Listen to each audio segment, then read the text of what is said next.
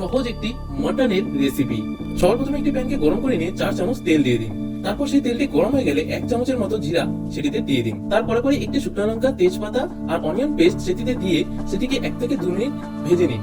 এরপর সব মটরগুলিকে সেই মশলাটির উপরে দিয়ে 4 থেকে 5 মিনিট ভাজুন।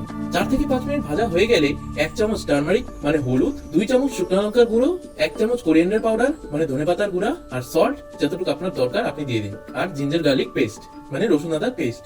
এটিতে একটু কিছু জল অ্যাড করে 5 মিনিটের জন্য ভেজে নিন। 5 মিনিট ভাজা হয়ে গেলে 2টি টমেটো এরকম করে কেটে এটিতে দিয়ে দিন। 5 থেকে 6 মিনিট পর এটিকে কিছুক্ষণ ঘেটে একটি ছোট বাটি পরিমাণ দই নিয়ে সেটির উপরে দিয়ে দিন। 1 থেকে 2 মিনিট ঘাটার পরেই 500 ml জল এটিতে দিয়ে দিন। আর 500 ml জল দেওয়ার পরেই 20 থেকে 25 মিনিটের জন্য অল্প আঁচে এটিকে ঢেকে ধুয়ে দিন। 20 থেকে 25 মিনিট পরে এটিতে লঙ্কা দিয়ে দিন, 1 চামচ গরম মশলা দিয়ে দিন আর কিছু ধনেপাতা দিয়ে দিন। আর শেষে এটিকে 5 থেকে 6 মিনিটের জন্য ঘেটে নিন। আর আপনার রেডি হয়ে গেল সহজ একটি মটনের রেসিপি।